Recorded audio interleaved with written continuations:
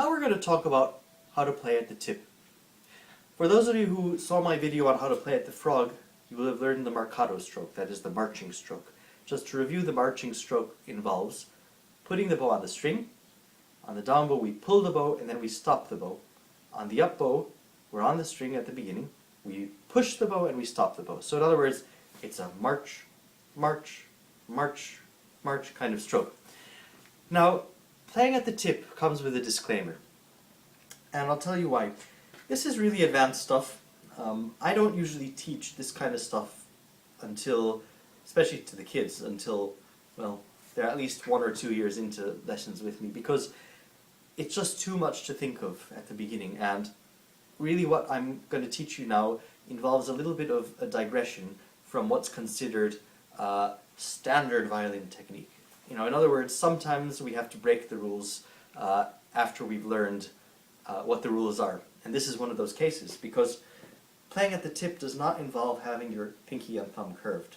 And you know, at the beginning for many years, teachers are often saying to their kids, curve that pinky, curve that thumb. Now there is a school of playing which involves the curved pinky and thumb, even at the tip, I believe. But I wasn't schooled in that practice, and my mechanism of bow technique works differently. And bear in mind that there are still different philosophies about how one plays in different parts of the bow, and I will teach you the way I was taught, which is a very commonly used way. So, what I'd like you to do, if you recall, in our lesson on playing at the frog, we had our masking tape. So please get some masking tape. I also had you take off a very small piece, and what we did was we measured with the bow the distance between the two ribs, and we started in the frog one, at the very frog, at one rib, and then the distance to this rib on the bow was marked with a piece of tape. We're going to do the same thing, but now we're going to start at the very tip where the hair meets the tip, and we're going to place that tape where the other rib is. Now if you bear with me, I can't do all this because I only have 2 hands, so I'm going to have to take my violin away and do this off camera for a second. So I'm going to mark that. Okay, and now this is where my tape is. So, in order to do this convincingly, I need to tell you something about how the hand works.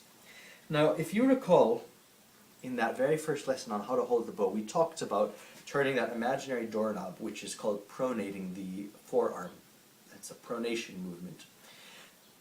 This is the most important movement at the tip of the bow. In fact, it is the movement that allows us to have a rich sound. Without it, we're going to have a very fluffy kind of sound. Let me show you the difference between the two. If I play at the tip with my hand pronated, in other words, I'm leaning into the bow on my index finger.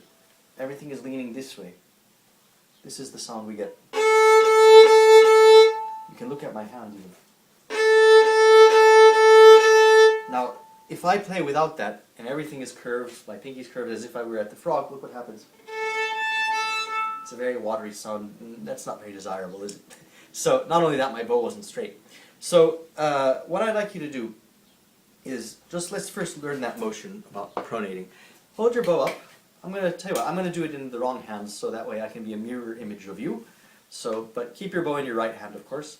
Now, if you recall, when we were learning how to hold the bow, we did this stuff, and we went all the way around and we kept that doorknob turned.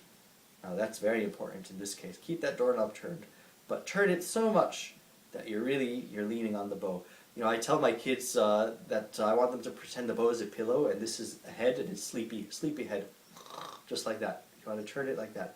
Now when I play at the tip, this doesn't apply to everyone, but when I play, my pinky comes off the stick, and that allows me to really exert a strong kind of, I would even use the word pressure in this case, onto the bow. Pressure is a loaded term in violin playing. We don't always use that word because we don't want a nasty sound. But in this case, you can think of it in that sense. And that turning doesn't come only from your hand, it comes all the way from your arm, from there, from the inside of your forearm. So that's what I want you to think about. Really practice doing that. And let's go back to the violin now. I'd like you to place the bow on the string where that tape is on the A string.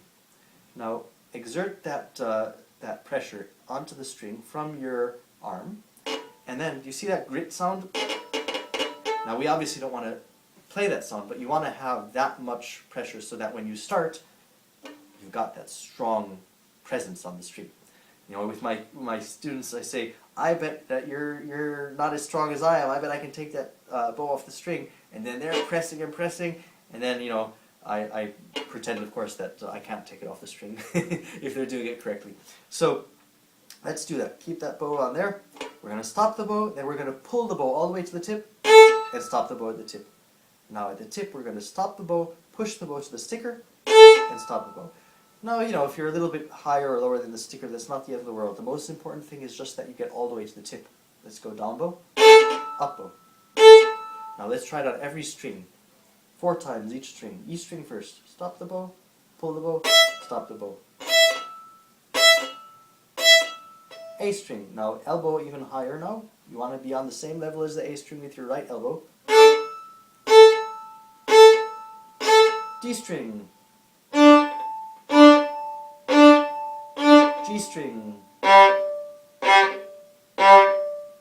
G is by far the hardest. Not everyone can reach the tip on the G string, and that's okay if you can't.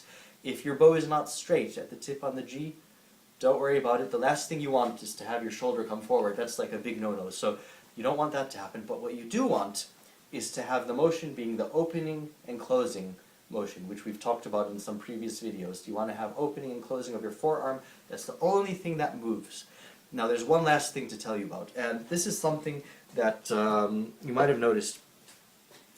At the tip of the bow, I have a very special technique, which not everyone has, but it allows me to reach the tip, and not everyone needs this, but I would say a great majority of people do. That is called pizza bow. Why pizza bow? Well, I invented that term.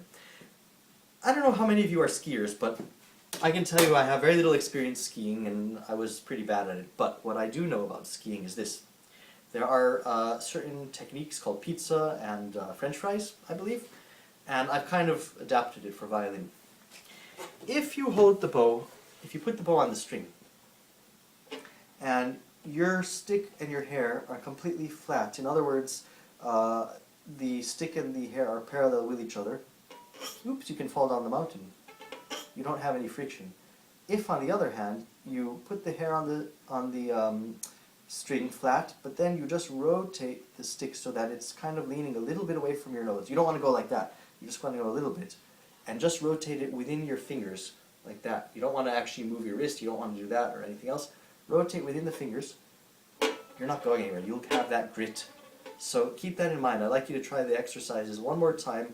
Rewind the video. Well, we don't use rewind as a term too much anymore these days, but go backwards in the video.